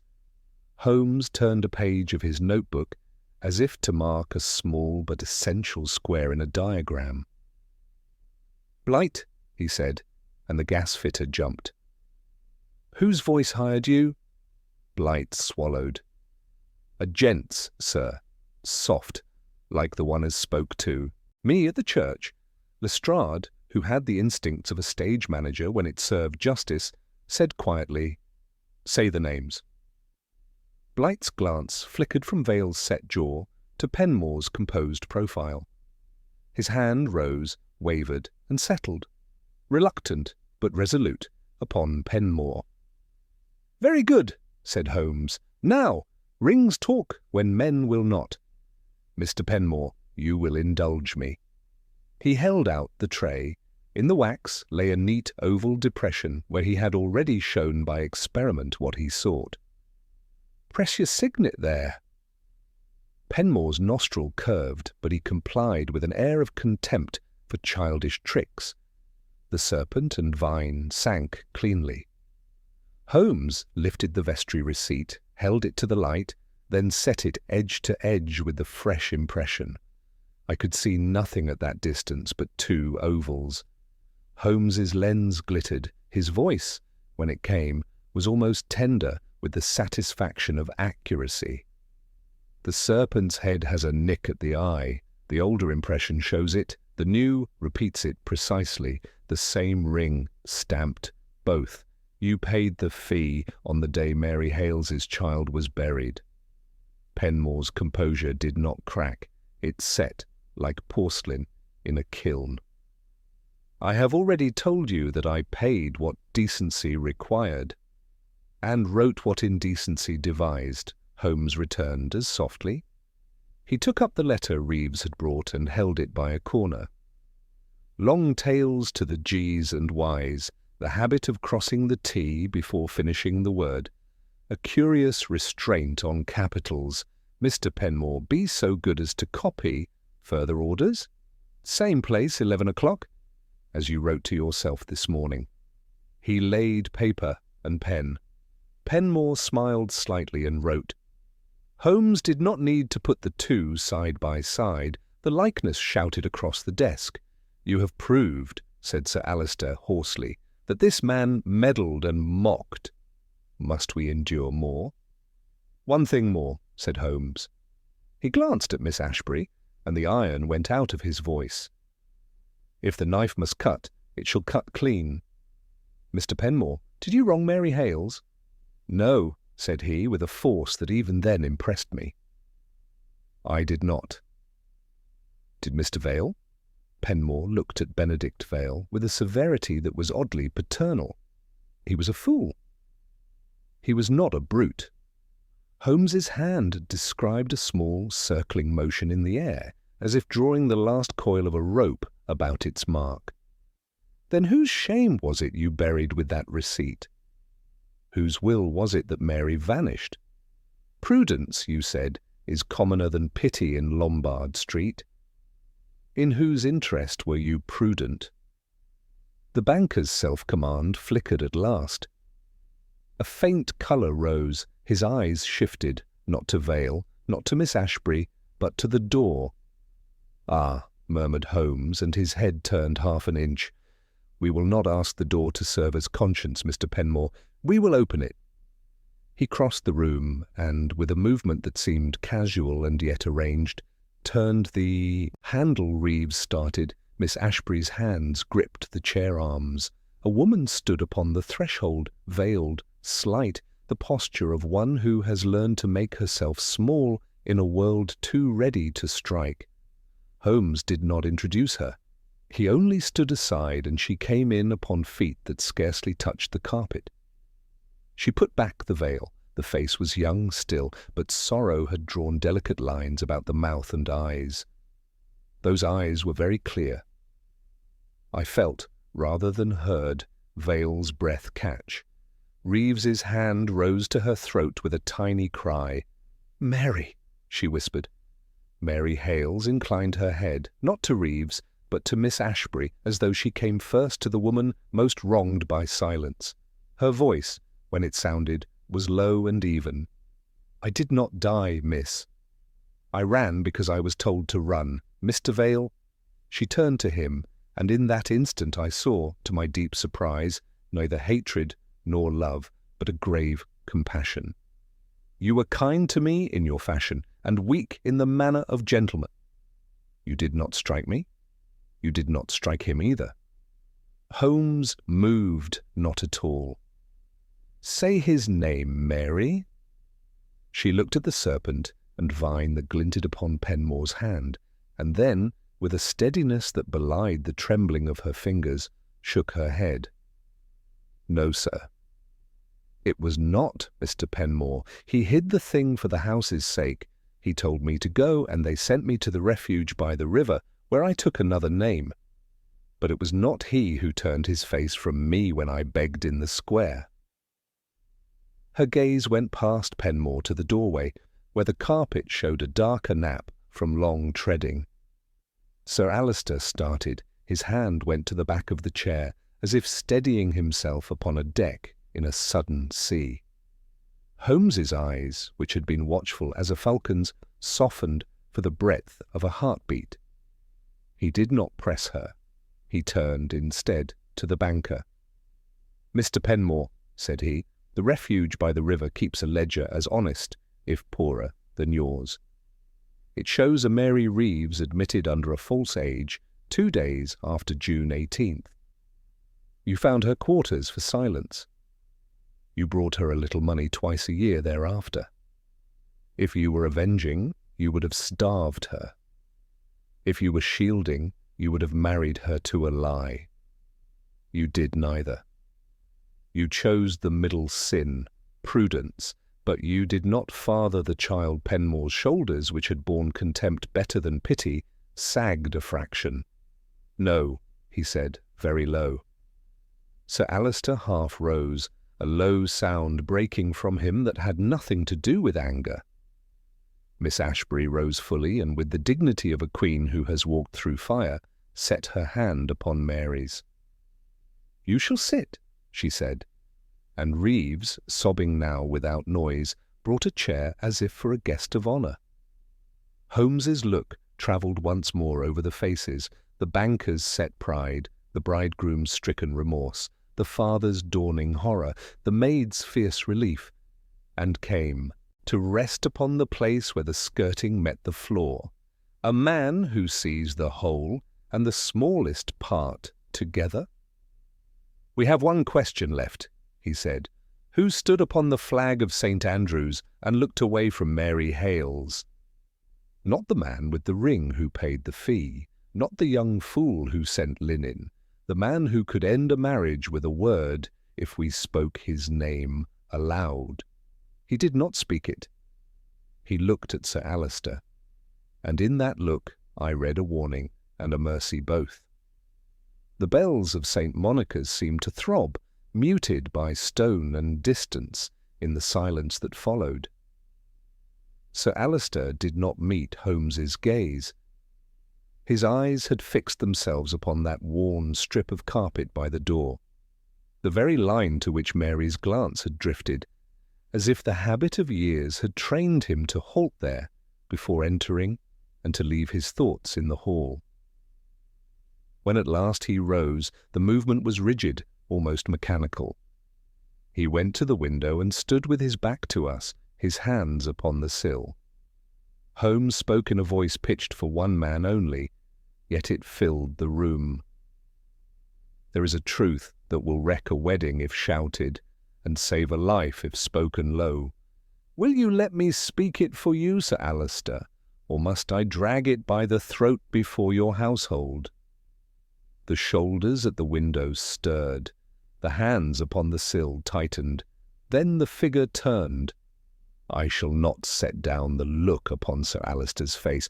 There are things which a chronicler may hint, and a gentleman must spare. He crossed the room, not to Holmes, but to Mary. He bowed as if to a lady at court. "I wronged you," he said.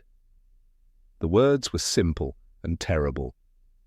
I wronged you because I was a coward when courage would have cost me less than this hour. I thought to purchase silence with another man's prudence. I sent Penmore. He did what I bade him. He should not bear the blame alone. Mary Hales listened without movement. When he had done, she put a hand to her throat as if to ease a tightness there, then leaned forward and spoke very low. I did not come to ruin your child, she said. I came because someone made me speak at last. I wanted the bells to ring for truth, not for me. I have enough of the river's noise in my ears. Miss Ashbury rose with that same queenly composure I had seen a few moments earlier. She did not look at her father. She looked at Mary. You will not go back to the refuge, she said. You will be my guest.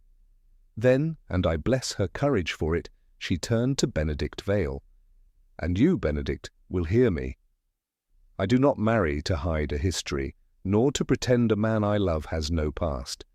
If Mr. Holmes proves that my father chose cowardice and you chose folly, I will know which wounds heal and which do not. Vale sank to one knee, not in theatre, but from the failure of his strength. He took her hand and pressed it to his brow.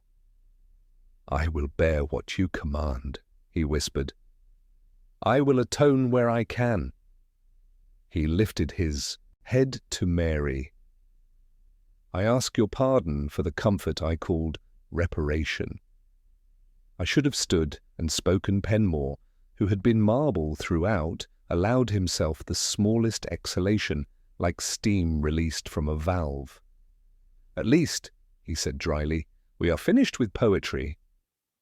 The city prefers figures. What is to be done? Holmes answered him without looking round. First, Mr. Penmore, you will write 2 cheques, one to the refuge, whose ledger shows a Mary Reeves, for arrears of their charity, one to Miss Hales, to be paid into a trustee's account, and not touched without the consent of her cousin, Reeves. You will add a letter, signed with your name and not your ring, stating that you acted throughout at Sir Alister's command. Penmore inclined his head with the obedience of a man who recognizes a superior tactician. It shall be done. Second, Holmes continued, Inspector Lestrade will retain Blight for a day and discharge him with a caution. The man is a tool. It is your profession, Mr. Penmore, to know the difference between tool and weapon. Lestrade's chin jerked once. Done. Third, said Holmes, and now he faced Sir Alister. You will write to the vicar of St. Monica's that the ceremony is postponed for a month. You will give as reason what is nearest to hand and farthest from scandal, illness in the family. In that month you will hand to me, sealed and unbroken, a statement of this morning's truth, to be opened only at Miss Ashbury's written desire. I will hold it at Baker Street. If you waver from any part of your duty toward Miss Hales in that time, I shall deliver the statement to the morning post. It was the kindest cruelty I ever heard. Sir Alister bowed, no longer the rigid bow of pride, but the cession of a man who has at last found rock beneath his feet. Holmes's eye travelled to Reeves. And you, Miss Reeves, will take your cousin upstairs. She needs sleep and a door between her and the world. When she wakes, you will give her broth, and then you will bring her back to me. I have questions still. She has answers we must hear in quiet. Reeves's face was wet, but she smiled through the tears with something like triumph. Come, Mary, she murmured, and the 2 women withdrew together, the one sustaining and the other sustained. Holmes waited until the door had closed, then with that sudden energy which was his as much at the end as at the beginning of a chase, he moved to the table where the gown lay. He drew the loosened hem once through his fingers and let it fall. You have all seen fragments, he said. Before we part, I will set the pieces as they truly lie, that each may bear his share and not another's. 2 summers ago, Mr. Vale played the fool with a girl. A child came of that folly and died. On the day of its burial, a richer man with more to lose stood on these church steps and turned his face away.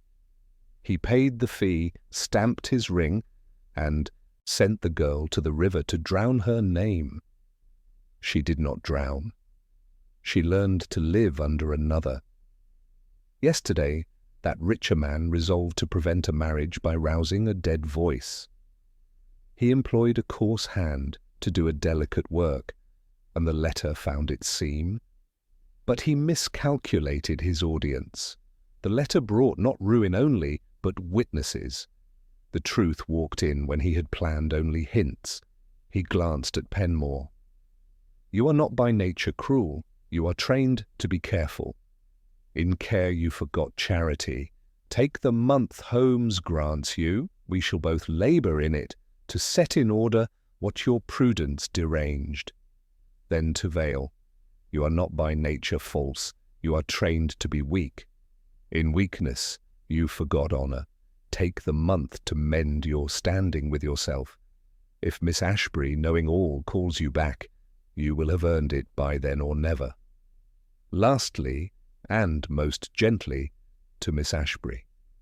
You have been asked to bear in one morning more than most are asked to bear in years. I entreat you, do not decide today. Let your judgment be your own, and not the echo of any of us. If you wish me to destroy a paper, I shall destroy it. If you wish me to speak again, I shall speak. She met his look squarely. You shall not be called upon to betray a confidence, Mr. Holmes. If there is to be pain, we will keep it where it belongs. She turned to her father. We will bear it, you and I. Sir Alister's reply did not carry. His lips moved, and he reached out his hand. She did not take it, but neither did she draw away. It was, I think, the first mercy of the day. Holmes clapped his hands once softly, as if to break a spell. Lestrade, your men may stand down. Mr. Penmore, your coach will take Mr. Field to Lombard Street to expedite the instruments. Mr. Vale, you will come with me. There is a flagstone in St. Andrew's porch I wish you to see, and a question you must answer upon it. Watson, your hat. We filed out like actors leaving a scene, each under the weight of a part learned too quickly. In the hall, Holmes touched my sleeve. You see the necessity of silence, Watson? I do. Good. Then we will secure it by making it unnecessary to speak. When we return, I shall show them why blue chalk lay in Fleury's board, why tallow kissed the thread, and why a grain of Westminster parapet travelled in a bride's hem. If one must cut, cut clean. Outside, the low sky had lifted by a fraction, and the bells of St. Monica's were silent, as if holding their breath. Holmes set his face toward Holborn with the air of a man who has yet one thread to draw that will gather the whole web into his hand. We walked with Vale to St. Andrew's by the shortest streets, Holmes setting the pace with a judicious slowness that was mercy in the guise of method. The square was thinly peopled, the plane tree fluff lay in quiet eddies along the rails. Holmes mounted the porch and laid his palm upon the wide flag where a shawl had once been left to witness for a girl. Here, said he, and stood aside. Vale faced the stone like a penitent before a rood. Whatever last defences remained in him gave way in that austere silence. I did not pay, he said, very low. I did not forbid. I only failed. When she begged, I kept my pride and sent a clerk. That is all my guilt, and it is enough. Holmes inclined his head, neither absolving nor condemning, and with his lens scraped from a joint in the flag, a pin's worth of pale grit which he folded away with the care of a jeweller. Back in Grosvenor Square he set his small trophies upon the table, as a lecturer might lay out his specimens. I promised you a clean cut, he said, and his voice was almost gentle. "Here it is." The blue chalk in Madame Fleuret's workroom was not a dressmaker's. Your Frenchwoman Sabine saw a chalk-lined box and heard the tack of a snapped string. Our man Blight, being a gas-fitter, marks by line and habit. He laid the gown upon the board, and lest he lose his place in that long sweep of hem, he snapped his blue line lightly across the turned edge. A grain fell and lodged in the wood. I picked it out with my nail. The same blue rim inside Mr. Penmore's glove shows that, having set Blight his task upon the church steps, he fingered the fellow's tool while giving orders. That is one. 2. The tallow on the thread. Madame's salon is gaslit, but the bracket had failed. Mrs. Bisset fetched a tallow candle. Tallow kisses everything, but the smear on the thread had a sharper tang. Ellen Pike described it shrewdly, like the cobbler's bench. At Windmill Court, where Mary sat by her sill, I found a flake of brownish cobbler's wax pressed under the wood. I rubbed it upon my nail. The odour is the same. The coarse wax on the foreign stitches is not a lady's beeswax at all, but the cheap resin and tallow the cobbler's cousin keeps in his apron. Blight had no beeswax to hand. He begged a waxed end from the first poor workman he knew. That is 2. 3. The grit beneath the true stitch of the hem. When Sir Alistair and I looked at the gown, I found under the dressmaker's own neat line a mote of stone dust, not plaster, not chalk. This morning I took from the porch of St. Andrew's a twin mote. Look, under the lens, the same bloom, the same faint sparkle from crushed shell in the old limestone.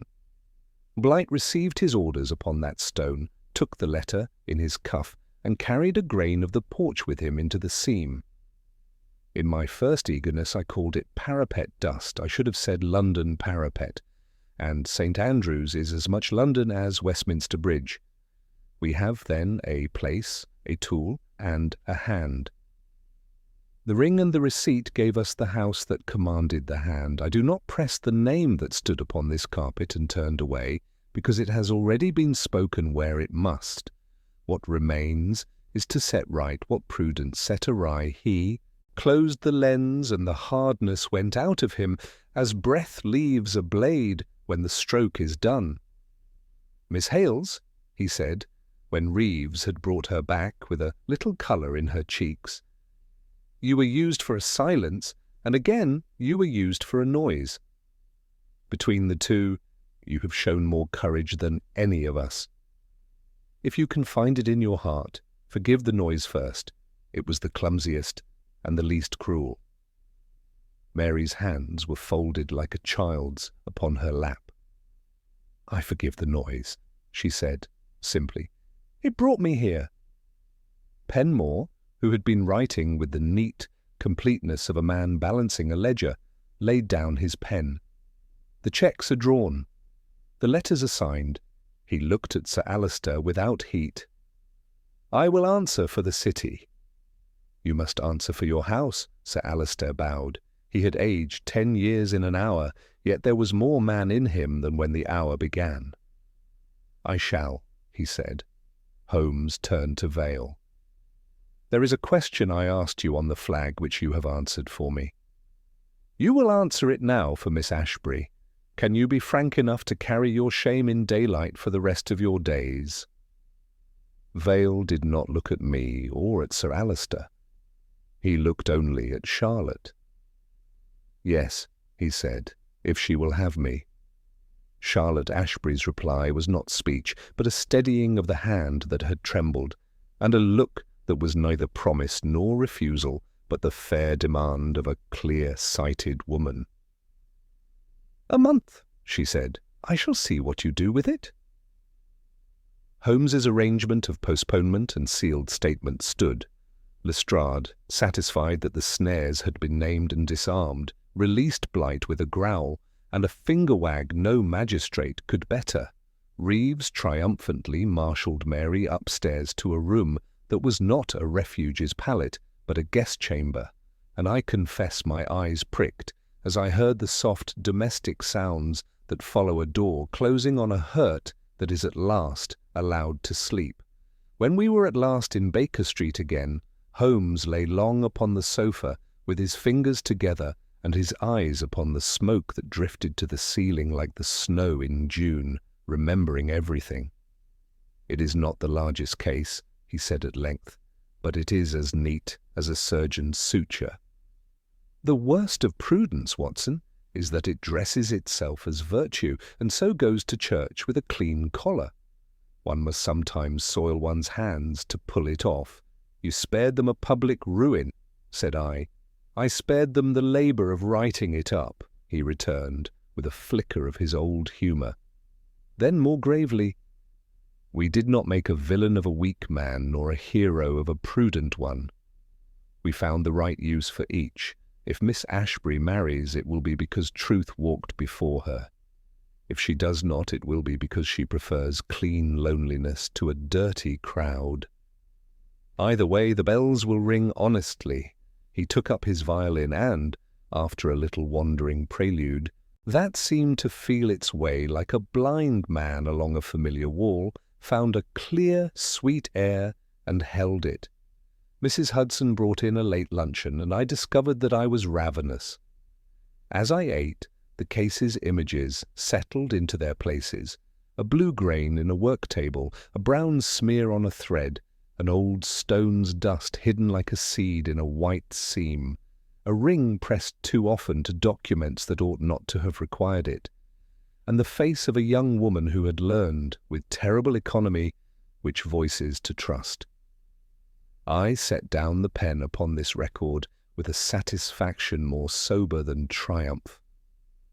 Holmes, catching the movement, lowered his bow and looked across at me with that sardonic tenderness which he seldom bestowed and never wasted. "Put in, if you please," said he, "that the only indispensable agent was a dressmaker's girl with a good finger for wax and a truth-telling tongue. The rest of us were merely the audience to a hem.